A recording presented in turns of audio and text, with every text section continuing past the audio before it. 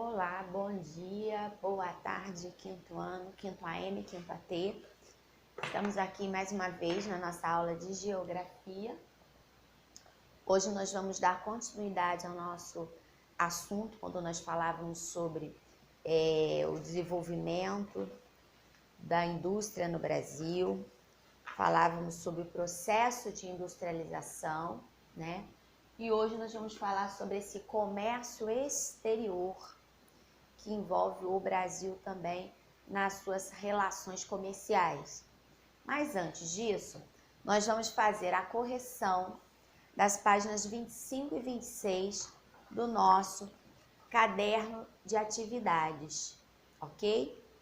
Na aula passada, na página 25, a tia Andréia deixou, no exercício 6, duas fotografias, fotografia 1 e 2. E vocês tinham que analisar os problemas apresentados e fazer uma legenda, criar uma legenda para cada uma dessas imagens. Imagem 1 e imagem 2. Porque na aula passada nós falamos também sobre a questão dos aspectos negativos da modernização do campo. Estão lembrados? Então, quando falamos dos aspectos negativos, nós frisamos essas questões aqui, ó, de agressão ao ambiente. Então, essas duas imagens, vocês teriam que criar uma legenda mencionando, ou seja, falando o problema que cada uma apresentava. Nós podemos verificar aqui na imagem 1, uma indústria, né, chaminés e a fumaça sendo lançada no ar, né? Então, o que eu espero, né, de vocês em relação a esse exercício? Que vocês citem, que vocês falem sobre a poluição do ar que está sendo retratada nessa imagem, a poluição do ar atmosférico, os produtos que estão sendo eliminados pelas chaminés das indústrias, ok? Já na imagem 2, essa daqui, olha lá, um rio, né, provavelmente sendo lançadas aqui substâncias no rio, nas águas de um rio. Então, também, o que se espera com essa imagem é que vocês falem, citem, que aí se trata de uma poluição da água, que a água está sendo poluída por lançamento de esgoto doméstico, ou pode ser um esgoto também industrial, e sem tratamento no rio. E esse é o problema. Se esse esgoto, se esses resíduos das fábricas, das indústrias, fossem tratados antes de serem lançados ao rio, não haveria problema. Só que a maioria das indústrias e muitas residências ainda lançam esse esgoto nos rios sem tratamento nenhum. O que causa o quê? A poluição, a morte dos peixes, né? Deixando esse rio totalmente impróprio para qualquer tipo de atividade. Bem, na letra B, pedia que vocês estabelecessem a relação entre o que é mostrado nas fotografias e a atividade industrial. Então, o que é apresentado na fotografia 1 e 2 em relação à atividade industrial. Então, o que nós podemos dizer?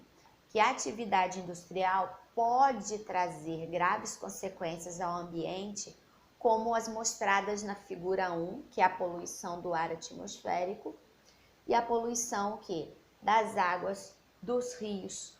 Pode também, com tudo isso, trazer poluição do solo e outros tipos de poluição, ok?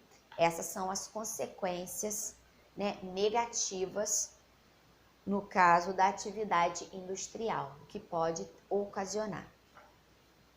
Já na página 26, vocês têm uma página toda falando sobre a modernização do campo. Então, no Brasil, foi principalmente a partir da década de 1960 que teve início o processo de modernização do campo. Então, vocês têm aí uma lista, na página 26 do caderno de atividade, uma lista de fatos que vocês teriam que separá-los de acordo com o esquema abaixo. Então, nós temos um quadro que fala fatos que favorecem a modernização do campo e consequências da modernização do campo. Então, desse quadro aqui, os fatos estão o quê? Todos misturados. Vocês tinham que ler um a um e separar o que é um fato que favorece a modernização e um fato que trouxe o quê? Consequências da modernização. Consequências da modernização e fatos que favoreceram a modernização. Então, vamos acompanhar com a tia? Então, vamos lá. Primeiro, nós vamos falar sobre os fatos que favoreceram a modernização no campo. Que fatos foram esses? Então, nós temos o uso de máquinas e equipamentos. Sim, o uso de máquinas e equipamentos favoreceu a modernização do campo. Uso de novas tecnologias. A gente viu o uso de drones, né, na agropecuária, na agricultura, o que favoreceu bastante é a modernização. Uso de irrigação, ocupação de novos espaços. Então, esses foram os fatos que favoreceram a modernização do campo. Agora vamos ver consequências dessa modernização, tá? Aumento da produção. Gente, lembrando que consequências, elas podem tanto ser positivas quanto negativas. Nós vamos nos deparar com consequências positivas dessa modernização do campo, mas também vamos nos deparar com consequências negativas dessa modernização, tá? Então, vamos ver as consequências de uma forma geral. Aumento da produção, aumento da migração do campo para a cidade, desmatamento, aumento do desemprego no campo, contaminação da água e do solo, aumento da concentração de terras, que foi o que nós falamos, da questão dos latifúndios, né? Um número pequeno de pessoas com muita terra, e essa terra sem nenhuma destinação, sem nenhuma produção, né? E o uso de agrotóxicos, tá? Então, essas são as consequências da modernização do campo, ok? Sendo assim, nós concluímos a nossa revisão, a nossa correção comentada das páginas 25 e 26 do caderno de atividades. E vamos, sim, dar prosseguimento à nossa questão da industrialização no Brasil, falando um pouquinho agora do comércio exterior. Então, nós vimos aí que com toda essa modernização, com toda essa industrialização, o que foi possível alcançarmos em termos de desenvolvimento dentro do Brasil. Nós vimos aí as consequências, né, negativas e positivas desse processo de industrialização, mas nós também podemos ver que com a industrialização e a modernização, muitos países, inclusive o nosso, o Brasil, ampliou a sua capacidade de fabricação de produtos, tá? E com isso ampliou o quê? A sua relação de comércio com outros países. O Brasil, a partir daí, ele passou a importar, ou seja, comprar produtos, e a exportar, vender produtos também fabricados aqui, tá? Então, isso, tudo que nós estudamos até hoje em relação a esse crescimento, a esse desenvolvimento da industrialização, nos trouxe o que nós podemos chamar hoje do nosso comércio exterior, colocar o Brasil junto com outros países nesse processo de compra e venda de produtos, ok? Então, eu vou pedir para vocês, por favor, abrir o livro de Geografia na página 72. Nós vamos ler um pouquinho a introdução do nosso livro, a introdução que ele faz a respeito do comércio exterior, ok? Então, vamos lá. Com a industrialização e a modernização, muitos países, inclusive o Brasil, ampliaram suas capacidades de fabricação de produtos. Além disso, as descobertas na área da ciência e da saúde favoreceram o aumento da população mundial e a expectativa de vida. Ou seja, junto com esse comércio exterior, a gente vem estudando também o desenvolvimento da ciência, da tecnologia. E esse desenvolvimento da ciência fez com que favorecesse o aumento da população. De que forma que essa população aumentou? Aumentando a sua expectativa de vida, ou seja, quantos anos uma pessoa pode viver. Esse desenvolvimento, essa modernidade, ela trouxe também essa possibilidade de um tempo maior de vida para a sua população. E com isso, essa expectativa de vida ampliada, o consumo de alimentos e de outros produtos também cresceu, ok? Aí logo abaixo, na página 72, tem um exercício que nós vamos fazer logo a seguir. Nós vamos observar uma imagem.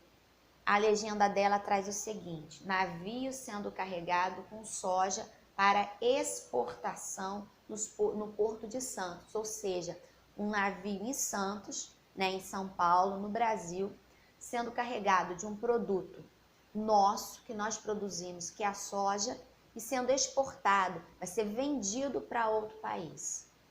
Então, com base nessa imagem, nessa legenda, vocês vão ter que responder as perguntinhas A, B, C e D, ok?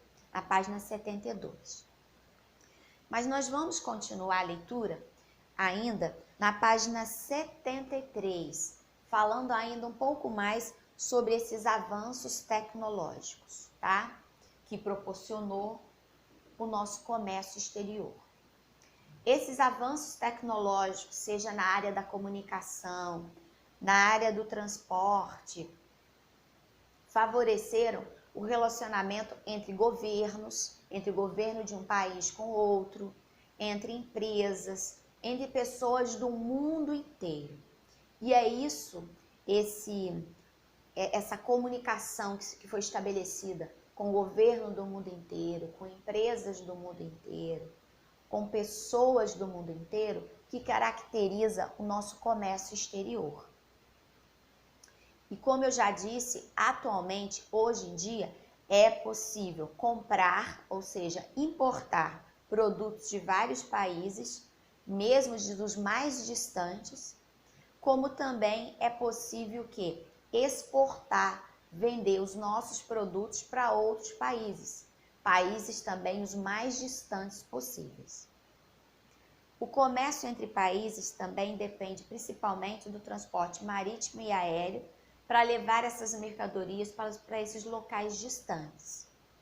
O transporte por navio possibilita o carregamento de grandes volumes de mercadorias a custos mais baixos se comparados ao transporte aéreo, que é utilizado para levar produtos com mais rapidez. Então, se ele é levado com mais rapidez, é um custo maior, né?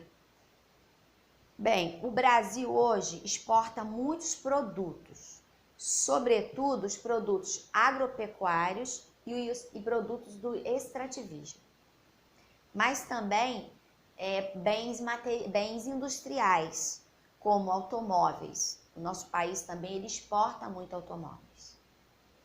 E essa exportação que o Brasil realiza, de enviar seus produtos, seja agropecuário, seja do extrativismo, seja da indústria automobilística, ele estabelece com vários países, como por exemplo a China, os Estados Unidos, a Argentina, Países Baixos, Alemanha, França, Bélgica, né? Esses são os países que o Brasil exporta, envia os seus produtos, estabelecendo assim o seu comércio exterior. Mas o Brasil também importa. Tem produtos que o Brasil tem que comprar. Então, ele importa mercadorias principalmente como o quê? Medicamentos e alguns outros produtos industrializados. E quais desses países que o Brasil tem essa relação comercial de importar? Ele importa normalmente produtos do México, da Coreia do Sul, da Suíça e do Japão. São os países que normalmente o Brasil importa seus produtos. principalmente medicamentos. Bem, eu gostaria que vocês dessem uma olhada na página 74. Na página 74, a gente tem assim, ó, representar o mundo. Nós sabemos que várias informações, elas podem ser representadas de várias formas, através de tabelas e através também de gráficos. E o que nós temos aí são gráficos. Nós temos primeiro aqui, ó, um gráfico de barras, esse outro aqui, um gráfico de colunas. O nome dele se dá a forma com que é apresentado a informação, o dado aqui, ó, são barras. Aqui são colunas. Então, gráfico de barras, gráfico de colunas. Mas essas informações nós também podemos ver nesse gráfico aqui, ó, chamado gráfico de setores, ok? Que ele é o quê? Tipo uma pizza. Uma pizza, né, redonda e as suas fatias. É o gráfico de setores, tá? E o porquê esses gráficos estão aqui? Porque nós estamos falando de informações, dados importantes sobre esse comércio, sobre esse processo de industrialização. Então, vamos ler um pouquinho na página 74 e 75 sobre essa forma de representar o mundo através dos gráficos. Então, vamos lá. Você já viu que podemos utilizar diferentes recursos para representar a superfície terrestre ou partes dela, mapa, plantas, maquetes. Além disso, há outros recursos que facilitam o conhecimento do espaço geográfico. Dados e informações a respeito de espaço geográfico podem ser exibidos em gráficos, que são representações visuais e de informações numéricas, que facilitam comparações e análise. Então, através desses gráficos que a tia Andréia acabou de mostrar, nós vamos reconhecer dados relativos à produção industrial e de aspectos da modernização do território brasileiro. Então, nesse gráfico aqui, ó, o primeiro, que é o gráfico que a tia falou, que é o gráfico de barras, nós temos, observem aí, todo mundo olhando para ele na página 74. Ele traz as informações para a gente da produção de veículos por países em 2016. Então, ele tem a produção de veículos da China, dos Estados Unidos, da Alemanha e do Brasil. Então, ele traz esse quantitativo. No gráfico de colunas, que é abaixo desses barras, esse tipo de gráfico também pode ser representado em colunas que são retângulos verticais, e ele traz para a gente a representação do número de telefones celulares no Brasil entre os anos de 2010 e 2016.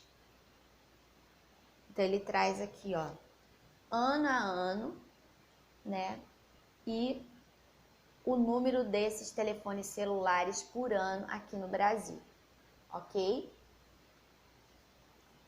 Isso tudo são aspectos o quê? Da nossa industrialização, do nosso processo de desenvolvimento tecnológico também. E para finalizar, na página 75, o nosso último gráfico, que é o gráfico de setores, ou de pizza, como muitos dizem, ele vai mostrar para a gente um dado importante. Pessoas ocupadas na indústria por grandes regiões. Então, ele traz aqui, ó, pessoas ocupadas, ou seja, pessoas trabalhando na indústria por região. E a gente pode ver essa parte maior aqui, ó, essa parte que tem como legenda essa cor rosa, que trata da região sudeste, que é a região onde se concentra o maior número de pessoas da área da indústria. E se nós pararmos para analisar as questões que nós já estudamos, nós vimos que as primeiras indústrias foram instaladas realmente onde? Na região sudeste, nas regiões de São Paulo e Rio de Janeiro. E esse dado aqui é um dado de 2015. Então, a gente vê que a região sudeste ainda continua concentrando o maior número de pessoas ocupadas com essa atividade, que é a atividade industrial. Tá? Abaixo desse gráfico, vocês vão realizar, na página 75, o exercício número 1. Número 1, A, B e C, ok? E como tarefa de casa, o nosso para casa, aquela tarefa que vocês devem postar para a tia Andréia, nós vamos fazer o exercício da página 76 do livro de Geografia. São duas questões. Na primeira, vocês têm um cartoon, que é essa imagem aqui, tá? Que vocês vão analisar para responder a pergunta 1, A e B. E na questão 2, nós temos aqui um tipo de gráfico que nós acabamos de falar, que é o gráfico de setores, ou gráfico de pizza. E esse gráfico, ele traz para a gente informação do consumo de energia por setor dentro do Brasil. Ou seja, a energia gasta no setor industrial, no setor de transporte, residencial, no setor agropecuário, no setor comercial e no setor público. E aí, com base nas informações desse gráfico de setores, vocês vão responder as perguntinhas A e B, que nós iremos corrigir, né? Fazer nossa correção comentada na nossa próxima aula de geografia, ok? Então, espero vocês na nossa próxima aula. Até lá e um grande beijo!